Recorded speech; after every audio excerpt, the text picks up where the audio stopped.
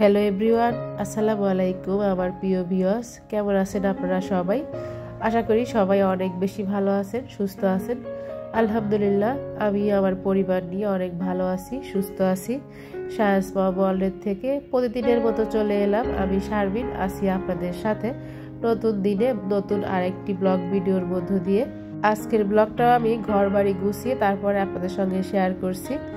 তো সকালে এই যে বেডরুমে জানালাটা কিন্তু খোলা হয় নাই, এখন এই যে খুলে দিচ্ছি। তো দুই একটা মশা যদি থাকে সেটাও আর কি বের হয়ে যাবে। আর এখন তো একটু ঠান্ডা ঠান্ডা পড়েছে, জানালা দেখা যায় একটু কম খোলা হয়, এই পাশেরটা মানে বাতাস আসে আর কি। তো 12টা সাড়ে 12টার পরে যখন রোদ আসে তো তখন জানালাটা আসলে খুলে দেই, তখন রোদটা দেখা যায় আমার বিছানার উপরে পড়ে আর বিছানাটাও বেশ একটু গরম হয়ে যায়।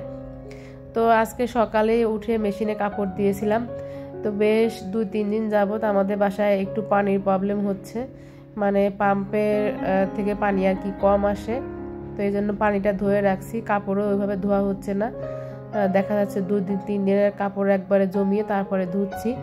তো আজকে সকালে একটু পানি ছিল, তো ভাবলাম কাপড়গুলো মেশিনে দিয়ে দিই। মানে এত কাপড় জমেছে কি বলবো, সেগুলো আর কি এখন এই যে ধুয়ে দিলাম। তো আজকের ভিডিওতে আজকে আপনাদের সঙ্গে আর অন্য কিছু শেয়ার করছি না। তো শেয়ার করব আমি কিভাবে মানে ওয়াশিং মেশিন ডিপ ক্লিন করি বা ড্রাম ক্লিন করতে দেই মাসে একদিন, সেইটাই আপনাদের সঙ্গে আজকে শেয়ার করব। আশা করি আমার পুরো ভিডিওটি জুড়ে আপনারা থাকবেন, আপনাদের কাছেও অনেক বেশি ভালো লাগবে।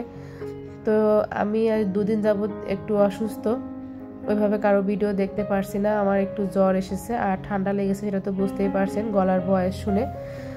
তো বেশ কিছুদিন যাবৎ একটু অন্য ব্যস্ততার মধ্যেও আছি, এই জন্য আমার আপুদের সাপোর্ট দিতে পারছি না। ইনশাল্লাহ সাপোর্ট দেব। তো যাই হোক, এখন এই যে কাপড়গুলো তো ধোয়া হয়েছিল সেগুলো বারান্দায় নেড়ে দিয়ে আসলাম। তো এখন এই যে মানে মেশিনের যে এই অংশটা থাকে এটা কিন্তু আমি খুলে নিয়েছি। তো এটা খুলে প্রথমে আগে ব্রাশ দিয়ে পরিষ্কার করে নেব। আর এই কাজটা কিন্তু প্রতি মাসে একবার করে করতেই হয়, না হলে দেখা যায় যে মানে কাপড় ধোয়ার পরে কাপড় যখন মানে উঠাই তখন কাপড়ের সঙ্গে কেমন সুতা সুতা ময়লা ময়লা লেগে থাকে। তো ওইগুলো না হয়তো অনেক সময় যে যদি ডলা দিই আঙুল দিয়ে তখন মানে কাপড়ের সঙ্গে কেমন দাগ হয়ে থাকে।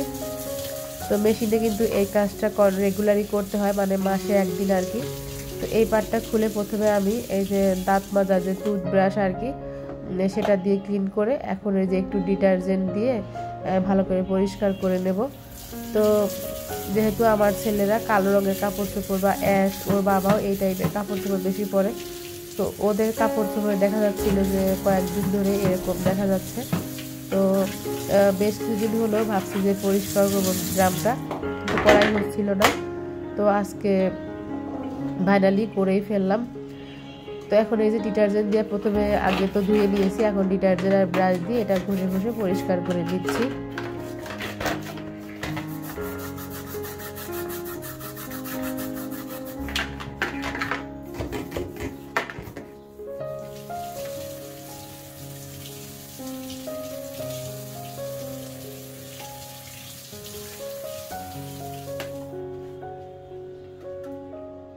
আর এই তো ধোয়া কিন্তু হয়ে গেছে।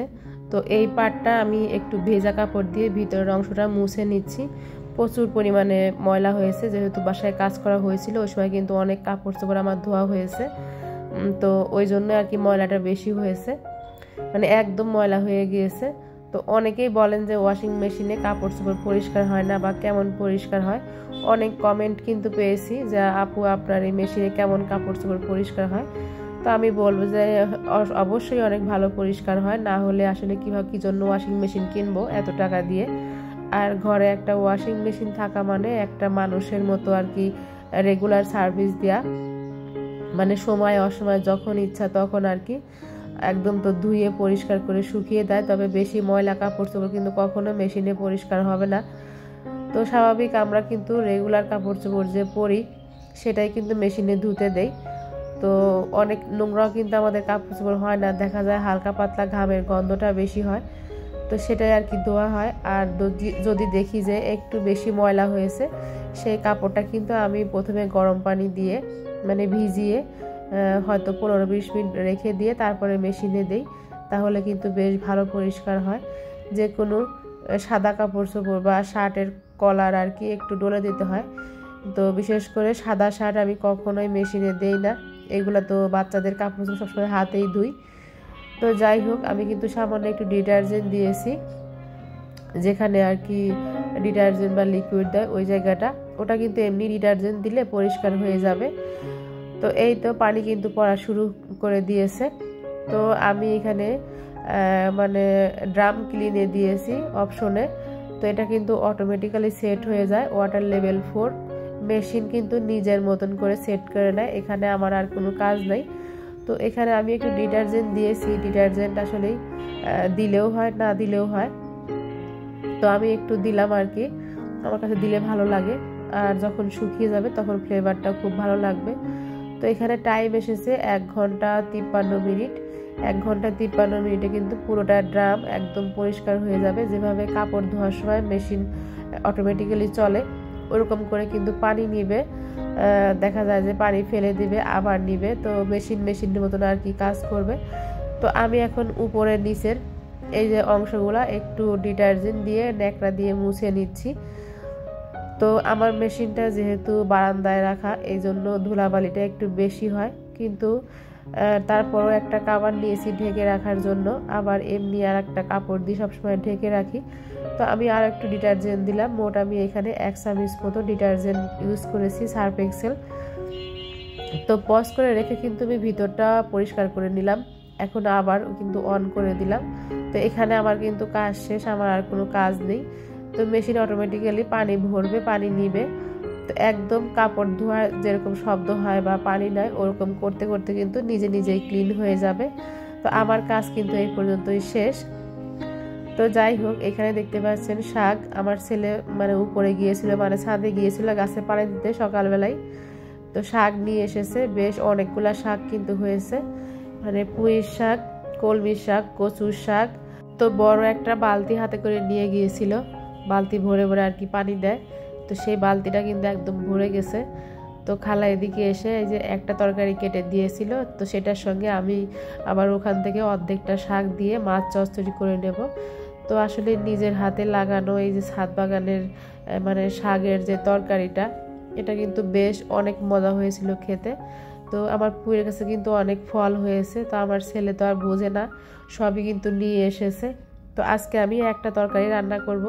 ইদানিং কেন জানি আমার বাসায় সবাই একটু একটু অসুস্থ, জ্বর, মুখে রুচি নাই, তো ওইভাবে কিন্তু খাওয়া দাওয়া হচ্ছে না, খাবার একদমই ফুরাচ্ছে না। দেখা যাচ্ছে যে ফ্রিজে রেখে দিই, এই বেলাটা ওই বেলা আর কি গরম করে খাওয়া হচ্ছে, এমন অবস্থা আর কি। তো এই জন্য আজকে আর বেশি ঝামেলা করব না, শুধু একটা তরকারি রান্না করে নেব, মানে বাইম মাছ চচ্চড়ি করে নিচ্ছি, সিম আলু বেগুন দিয়েছি, আর এই যে পুঁইয়ের শাক, মানে ছাদ বাগানের যে শাকগুলো অর্ধেকটা দিয়েছিলাম। তো এখানে দুধ জাল করে নিচ্ছি অপর চুলায় আর কি, তো দুধটা জাল করে রাখবো, সন্ধ্যার সময় বাচ্চাদের দিতে সুবিধা হয়, তো হালকা একটু গরম করে ওদেরকে আর কি খেতে দেই। তো যাই হোক, কথা বলতে বলতে কিন্তু একদম ভিডিও শেষ পর্যায়ে চলে এসেছি। যারা ভিডিওতে এখনও একটা লাইক দেননি প্লিজ তারা লাইক দিয়ে দেখা কন্টিনিউ করবেন, আর ভিডিওর কোনো অংশ ভালো লাগলে অবশ্যই চ্যানেল সাবস্ক্রাইব করে আমার পাশে থেকে যাবেন। তো এই তো মেশিন কিন্তু একদম ক্লিন হয়ে গেছে, তো আমার কিন্তু কোনো কিছুই করতে হয়নি। অনেকেই বলে মেশিনে কি কাপড় চোপড় পরিষ্কার হয়, অবশ্যই পরিষ্কার হয়। তো যাই হোক, আমার হচ্ছে স্যামসাং 10 কেজি ওয়াশিং মেশিন, আলহামদুলিল্লাহ অনেক ভালো সার্ভিস দিচ্ছে। তো যাই হোক, অনেক কথা কিন্তু বলেছি, কথা বলতে বলতে একদম শেষে চলে এসেছি ভিডিওর। আজকে বিদায় নিচ্ছি, আল্লাহ হাফেজ।